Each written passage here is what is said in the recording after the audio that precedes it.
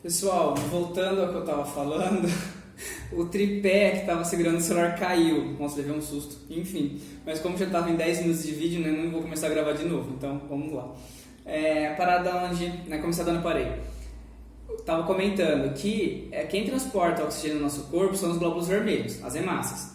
Dentro dessas hemácias tem uma proteína que transporta oxigênio, que se liga com oxigênio, chamada hemoglobina, que é o que dá a cor vermelha para o sangue. Então, se a pessoa vai ficando, quanto mais tempo ela vai ficando nesse ambiente com baixa pressão atmosférica, o corpo vai produzindo mais hemoglobina. O batimento cardíaco vai, no início, aumentando um pouco, né? Porque quanto mais rápido circula o sangue, mais oxigênio tem. Então, além do cansaço, você pode ter uma batedeira aí, né? Um aumento do batimento cardíaco. Mas, depois de um tempo, o corpo vai produzindo a hemoglobina, produzindo mais hemácia, porque ele vê a necessidade disso. E ele consegue fazer isso. É uma aclimatação, tá? Então, as pessoas que vivem nesses locais, a maioria delas já acostumaram, mas algumas ainda não. As que não se acostumaram podem ter uma doença, aqui na página 166 tem um QR Code chamado doença de Monge. Quem quiser saber aqui detalhes sobre essa doença é bem interessante. Então, é um QR Code que é um artigo, né, escrito, tá? Não é um vídeo. Eu não vou cobrar de vocês esse artigo porque ele é bem específico, ele usa termos bem específicos. Mas quem quiser dar uma olhada, não é longo, tá? Deve ter umas 2 páginas no máximo, pelo que eu dei uma olhada. Quem quiser dar uma lida nele depois tirar dúvida, tá? Fica à vontade. O QR Code da página 167 não tá pegando, tá bom? Que eu testei. O QR Code da página... Deixa eu ver, tem mais um aqui. Onde ele tá? Ah, tá, da página 165, que é sobre água em Marte. Esse QR Code não tá pegando, só que esse QR Code, assim, ele é um vídeo de 1 minuto só. Eu acho bem interessante vocês verem. Ah, mas não tá pegando. Então, o que eu vou fazer? Aí no Google Forms, eu vou colocar o meu vídeo, né? Meus 2 vídeos, no caso, e mais esse. Então, vai ser 20 minutos eu falando e mais 1 minutinho aqui desse vídeo de água em Marte. Beleza? Que é do QR Code da página 165. Aqui outra coisa da página, vamos lá, a gente parou. Ah, tá. Então eu falei do clima extremo em relação à altitude. Agora eu vou falar do clima extremo em relação ao deserto. Lembra que eu comentei? Deserto é o seguinte, é um lugar com pouca pluviosidade, ou seja, quase não chove, né? Um ambiente muito seco, pouca precipitação, e é um ambiente de climas extremos. Se eu pegar, por exemplo, o maior deserto de areia do mundo é o Saara, né? Lá na África. Lá no deserto do Saara, durante o dia, chega a fazer 45, 50, 55 graus. Ou seja, quente pra caramba. À noite, chega a fazer 0. Olha a amplitude, olha a variação de temperatura. Que organismo sobrevive a isso? Tem, tá? Se eu pegar um deserto, lógico, não vai ter uma biodiversidade igual uma floresta, né? Igual aqui. Mas ele tem vida. Os seres vivos que vivem nesse ambiente, eles estão adaptados a esse ambiente, tá? Por exemplo, existe até um sapo, olha só, esse sapo que vive em ambiente úmido, que vive no deserto. Só que como que ele vive no deserto? Ele vive em buracos, tá? Ele fica bem abaixo ali, né? Bem no subsolo. Ele consegue encostar ali a barriguinha dele no chão e pegar, absorver um pouco de umidade que vem do fundo, vem lá do fundo da terra, lá no chão. E ele só sai para se alimentar, para fazer as coisas dele, se reproduzir, etc., à noite, tá? Tem serpentes, tem aracnídeos, né? Tem escorpião, tem os cactos. O cacto é uma planta que vive no deserto. Por quê? As folhas das plantas, elas perdem muita água, né, para o ambiente. O cacto, ele tem uma folha que é no formato de espinho. Então, os espinhos do cacto nada mais são do que folhas modificadas. O espinho é uma folha que quase não perde água para o ambiente. Além disso, a raiz do cacto, ela consegue ser bem profunda para pegar água lá do subsolo, tá bom? Então, os seres vivos que vivem nesses ambientes extremos, eles estão adaptados a esse ambiente. Então, o primeiro ambiente extremo que a gente falou é em relação a um lugar muito alto, altitude. O segundo é o deserto, né? Tem pouca água disponível e uma variação de temperatura muito grande, certo? Só lembrando, gente, que se definir deserto como algo árido, com pouca biodiversidade, eu posso falar que existem desertos de gelo, né? A Antártida, o Ártico são desertos de gelo. Tá bom? Não deixa de ser um deserto. Deserto não significa ser quente, tá? Deixa eu ver que posso... tá. Profundezas, vamos lá. Terceiro, então, que a apostila fala aqui sobre ambiente extremo. Profundezas oceânicas. Por que uma profundeza lá no fundo do oceano é difícil ter vida? Primeira coisa, A luz solar, gente, não chega no ambiente muito, muito fundo. Um dos lugares mais fundos do oceano é a Foz das Marianas, né? Ela tem mais ou menos 11 mil metros de profundidade. Gente, são 11 quilômetros de água ali em cima de você, imagina. Conseguiram chegar lá com câmera, não uma pessoa ir lá, mas uma câmera resistente de chegar lá. Gente, a partir de 200 metros de profundidade já não tem nem mais luz. Se não tem luz, não tem alga, não tem fotossíntese, tá? Então a vida fica muito mais restrita, porque a base da cadeia alimentar são os autótrofos. Outra coisa, como não tem luz, os seres vivos também, como que eles vão ali caçar, se reproduzir, encontrar um ao outro? Então, e sem contar, gente, a principal coisa é pressão. A pressão que o ar exerce sobre a gente é baixa porque o ar é muito leve. A pressão que a água exerce sobre a gente é muito grande. Se eu mergulhar sem nenhum equipamento no lago, no mar, eu não consigo passar dos 40 metros. Tá? A pressão disso, a pressão dessa coluna de água em cima de mim vai esmagar meus pulmões, vai fazer com que eu não respire mais. Tá? O mergulhador que mais conseguiu mais fundo foi somente com um equipamento para respirar, né? Para manter a pressão dos pulmões funcionando, foi um egípcio que bateu o recorde, que foi 300 metros. Tá? Mas geralmente a pessoa não consegue chegar nisso nem com um respirador, né? Nem com um cilindro de oxigênio. Esse daí foi um recorde, mas foi uma exceção. A partir disso, gente, a pressão da água ela esmaga a pessoa, tá? Esse mergulhador demorou alguns minutos para descer tudo isso, só que ele demorou horas e horas para subir. Por quê? Se a pessoa está lá no fundo do rio, do lago, do mar, está muito, muito fundo, a pressão é muito grande. Lembra que eu falei da altitude? O que acontece? Quanto maior a altitude, menor a pressão atmosférica.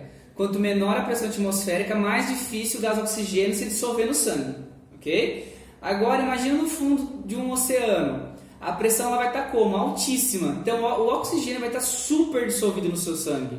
Mega dissolvido. Se você subir rápido, esse oxigênio vai se transformar em bolhas no seu sangue. Esse gás que estava dissolvido vai virar bolha. Se virar bolha, um abraço, né? Tchau, morre. Por isso que esse rapaz aí, né, esse recordista aí egípcio, ele demorou mais ou menos 10, 12 horas para subir de volta os 300 metros.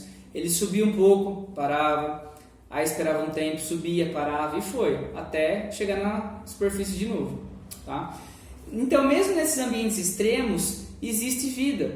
Né? Como eu comentei, que uma câmera chegou lá nas Foz das Marianas, 11 mil metros, e tem ser vivo ali. Só que o ser vivo ali, ele tem adaptações. Ele tem que ter uma estrutura diferenciada para aguentar a pressão, tá? Ele tem que ter, de repente, um sentido que não seja a visão, né, para conseguir encontrar um parceiro sexual ou para se alimentar. Né? Ele tem que ter algum outro sentido ali mais potente, né, funcionando melhor. Existem peixes, né, nas profundezas, lá mais ou menos 1000 metros de profundidade, que é bem escuro, que tem bioluminescência. Bioluminescência é quando o animal consegue produzir luz própria, né, que nem o vagalume. Então tem animais ali nas profundezas que tem essa bioluminescência, seja para conseguir atrair uma presa, né, para se alimentar, ou seja para encontrar um parceiro para se reproduzir, enfim. Ou seja, os seres vivos estão adaptados também a esse ambiente, ok?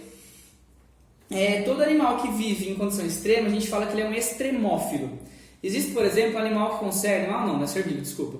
Existe ser vivo, por exemplo, que consegue viver em ambiente super quente. Lagoas ali, lagos próximo ao vulcão, né, que fontes termais ali muito quentes. Então a gente fala que ele é um ser vivo termófilo, né?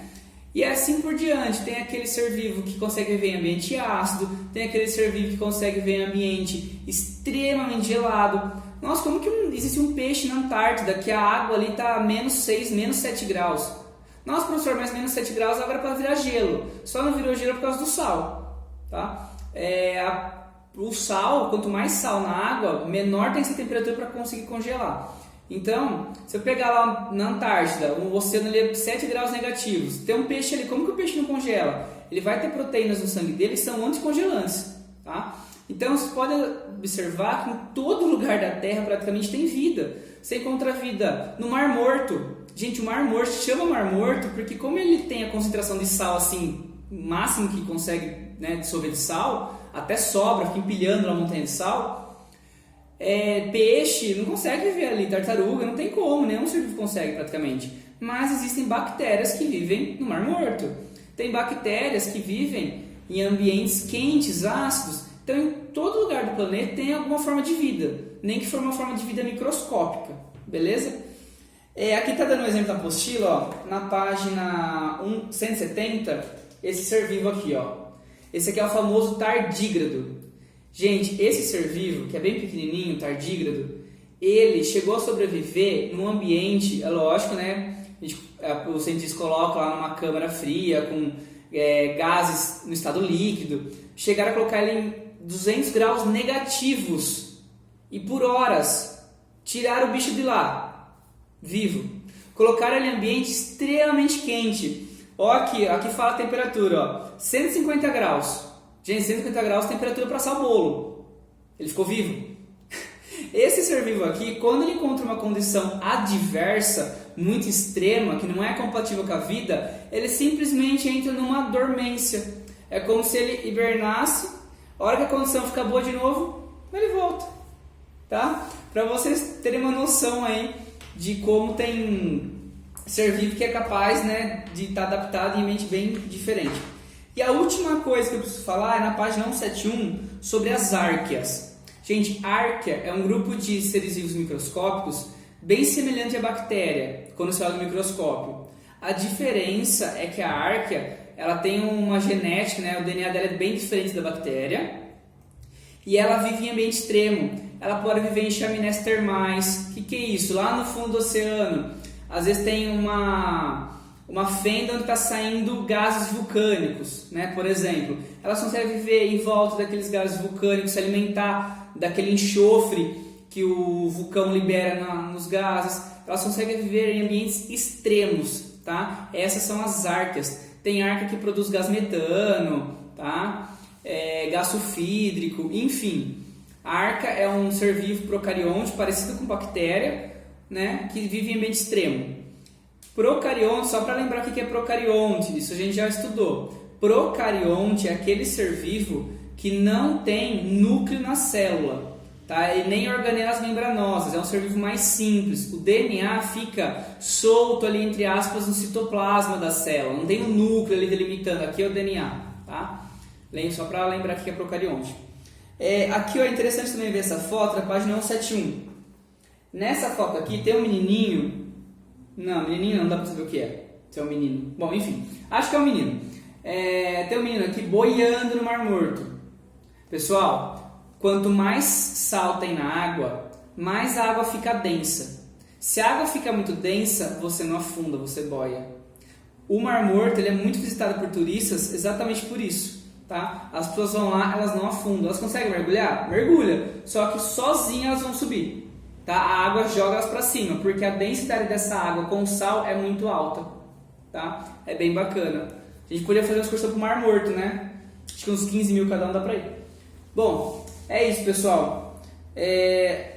Então, eu comentei aqui sobre as condições extremas, né, do planeta Terra, e que mesmo nessas condições extremas tem seres vivos lá. Os seres vivos são adaptados a cada ambiente onde vivem.